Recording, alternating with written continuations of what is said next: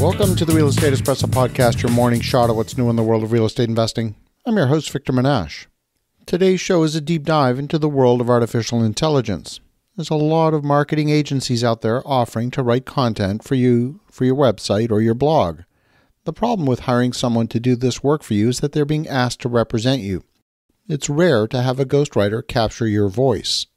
A ghostwriter is not going to be anywhere near the quality you would get if you undertook the work yourself. That's why it's not a good idea to have a ghostwriter write a book for you. Sure, you can do it, and lots of busy people have successfully launched a book written with the help of a ghostwriter. But these days, there's a new ghostwriter on the block. This is the artificial intelligence bot. These learning software systems are getting better and better all the time.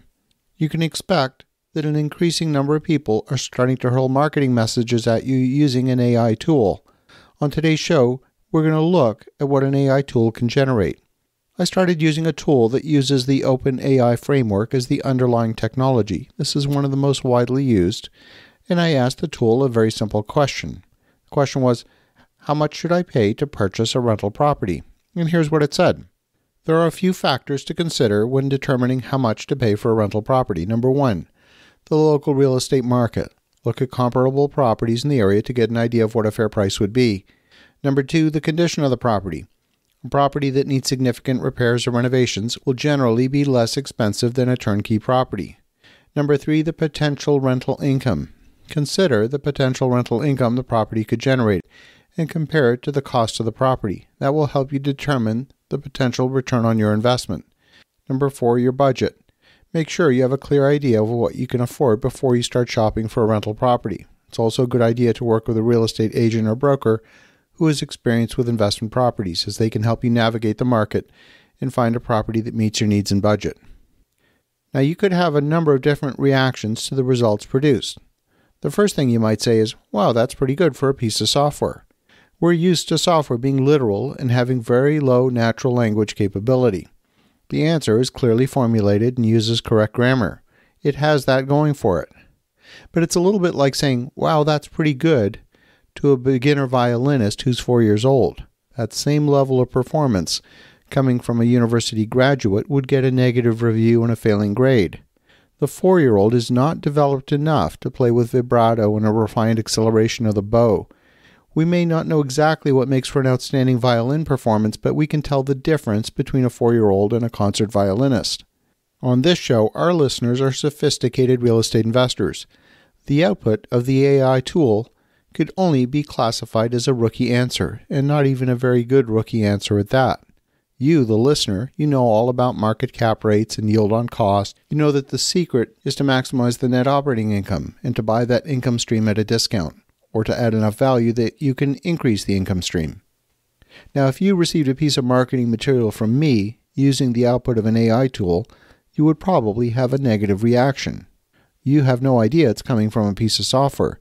You would be thinking, wow, that's pretty weak and uncharacteristic bit of content coming from Victor's studio. Some people are lazy and are not willing to put in the work to generate a quality piece of content. So I asked the tool to regenerate the answer and see if it could come up with a better answer. Well, the second answer was largely a repeat of the first with a few minor changes. Hardly an improvement over the quality of the first answer. So I gave the tool another test. I asked it to tell me a joke, and here's what it said. Sure, here's a joke for you. Why was the math book sad? Because it had too many problems. That seemed to be the only joke in its repertoire, because when I asked it to get me a better joke, that was the only joke it could come up with. So I asked it to tell me a pink elephant joke, and it came back with, why was the pink elephant feeling so depressed? Because it saw the world through rose-colored glasses, and everything just looked gray. Well, so far, the jokes are confined to the subject of being either sad or depressed, and my feeling is that Jerry Seinfeld's career is not in jeopardy, at least not from AI. I gave the software one more chance. This time I asked the AI tool, what should I wear in minus 10-degree weather? It said, it's important to dress in layers to stay warm in cold weather. You should start with a base layer of moisture-wicking materials to keep your skin dry. Next, add a middle layer for insulation, such as fleece or a wool sweater, and finally top it off with an outer layer to protect against wind and precipitation, like a coat or rain jacket. Make sure to wear a hat, gloves, and warm socks as well. Well, that was a fairly decent answer to a very unsophisticated question. To be clear, AI is going to be constantly improving, but I don't feel threatened as a real estate investor, developer, that my expertise is going to be replaced anytime soon. I also predict there will be no shortage of folks who think the output of the AI tool is pretty good. And prepare your email inbox to be inundated with more and more of this machine-generated content. As you think about that, have an awesome rest of your day. Go make some great things happen. We'll talk to you again tomorrow.